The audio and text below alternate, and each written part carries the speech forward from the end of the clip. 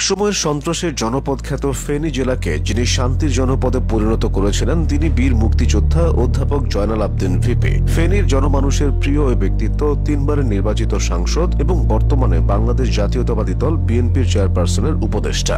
1996 থেকে 2001 পর্যন্ত আওয়ামী সন্ত্রাসে বিপর্যস্ত ফেনীকে সংসদ সদস্য হিসেবে তিনি নিজ নেতৃত্ব গুণে 2001 সাল থেকে শান্তির জনপদ হিসেবে প্রতিষ্ঠায় অগ্রণী ভূমিকা পালন করেছিলেন। কিন্তু 2009 থেকে আওয়ামী লীগের শাসনামলে অত্যাচার জুলুম শুরু হলে তিনি প্রতিবাদের মূর্ত প্রতীক হিসেবে ফেনীর মাঠে ময়দানে জনগণের পাশে থেকেছেন, দলের নেতাকর্মীদের সাহস জুগিয়েছেন। বিএনপি ও জিয়া পরিবারের প্রতি অগাধ ভালোবাসা ও আস্থার কারণে লোভনীয় প্রস্তাব আসার পরও তিনি দলকে ছেড়ে যাননি। 2018-এর বিতর্কিত নির্বাচনের পর তার উপর জুলুম অত্যাচার বেড়ে যায়। তার বাড়িতে হামলা করে আওয়ামী সন্ত্রাসীরা। উপর্যুপরি মামলা আর হয়রানিতে প্রবীণ এই রাজনীতিবিদকে বারবার ফেনীর মানুষের কাছ থেকে সরিয়ে দিতে চেয়েছিল। তিনি ফেনীর মানুষকে ছেড়ে যাননি,